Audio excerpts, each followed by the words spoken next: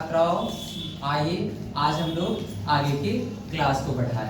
आज आप लोग का नया चैप्टर चल रहा है जिसका नाम है फ्रांस की क्रांति। जिसका नाम है फ्रांस की क्रांति और पार्ट 3 चल रहा है और पढ़ाई हो रही है इतिहास की। तो मैं सबसे पहले आप लोगों को इतिहास के बारे में इंट्रोडक्शन दे दूं, उसका परिचय दे दूं कि आखिर इतिहास कहते किसे है।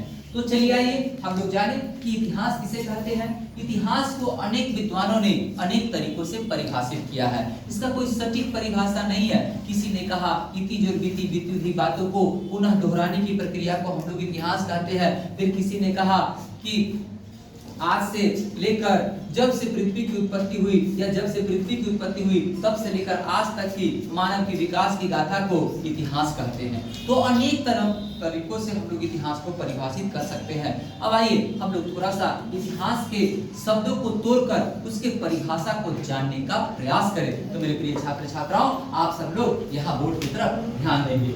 यहाँ पर लिखा हुआ है इतिहास। क्या लिखा हुआ है? इतिहास। तो इतिहास को अगर हम लोग तोड़ते हैं तो यह संस्कृत के 3 शब्दों से मिलकर बना हुआ है। इतिहास संस्कृत के 3 शब्दों से मिलकर बना हुआ है जिसका अर्थ होता है इतिहास और जिसका हिंदी अर्थ होता है कि प्राचीन कालों में कोई घटना निश्चित घटी थी। तो आइए हम लोग जाने कि इति जोर और जोर हास जिसका अर्थ होता है इतिहास। इसका अर्थ हुआ कि प्राचीन काल में कोई घटना निश्चित घटी थी, इसी को हम लोग इतिहास कहते हैं। इतिहास का पिता हेरोडोटस को कहा जाता है, जिन्होंने सर्वप्रथम इन सभी चीजों को तथ्य को एकत्रित करके सुपरिभाषित किया था। इसलिए इतिहास का पिता हेरोडोटस को कहा जाता है।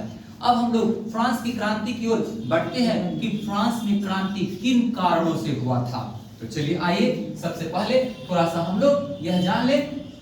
यहाँ पर है फ्रांस की क्रांति। यहाँ पर एक शब्द आया है क्रांति।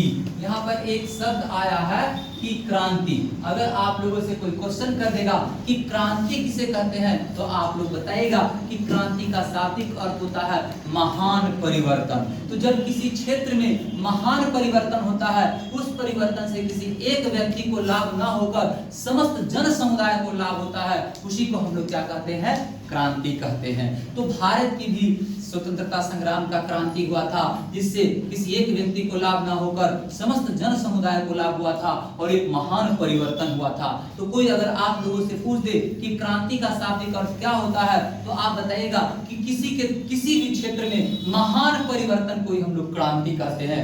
जैसे और इस क्रांति से किसी एक व्यक्ति को लाभ ना होकर समस्त जन समुदाय को लाभ होता है, इसी को हम लोग क्रांति कहते हैं। तो यहाँ पर फ्रांस की क्रांति के कौन कौन से कारण थे यह हम लोग पढ़ने जा रहे हैं। तो आइए मेरे प्रिय छात्र छात्राओं, हम लोग पढ़े कि फ्रांस की क्रांति के कौन कौन से कारण थे। तो लिखेंगे, अगर परीक्षा में यह क्वेश्चन आ जाए कि फ्रांस की क्रांति के कौन कौन से कारण थे तो आप बड़ी आसानी से बता सकते हैं कि फ्रांस की क्रांति के निम्नलिखित कारण थे। सबसे पहला कारण था फ्रांस की क्रांति का सबसे पहला कारण था राजनीतिक कारण, दूसरा था सामाजिक कारण, तीसरा था आर्थिक कारण और चौथा था सैनिक असंतोष का कारण और पांचवा था विदेशी घटनाओं का प्रभाव और चौथा था तत्कालीन कारण। इन सभी कारणों से फ्रांस में क्रांति हुई थी। फिर से एक बार और जान लीजिए कि फ्रांस की क्रांति के कौन कौन से कारण थे। तो हम लोग लिखेंगे फ्रांस की क्रांति के निम्नलिखित कारण थे।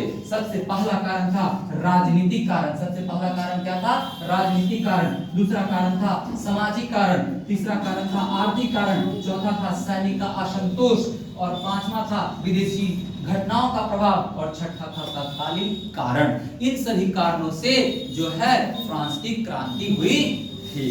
तो अब मैं कल इन सारे कारणों को आप सभी के सामने विश्लेषण करके रखूंगा कि इन सभी कारणों से किस प्रकार से फ्रांस की क्रांति हुई थी।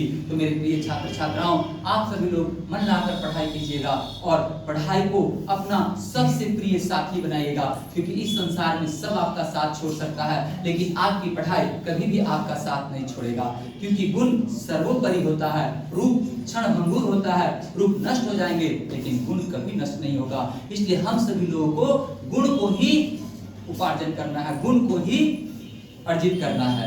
तो आज मैं आप लोगों को यहीं पर इन शब्दों के साथ रोकता हूं। कल इन सभी कारणों का विश्लेषण मैं आप लोगों के सामने रखूंगा। तब तक ले मैं आप सभी छात्र छात्राओं को आशीर्वाद देते हुए, धन्यवाद देते हुए आज का क्लास यहीं पर मैं रोक रहा हूँ। कल यहाँ से फिर आगे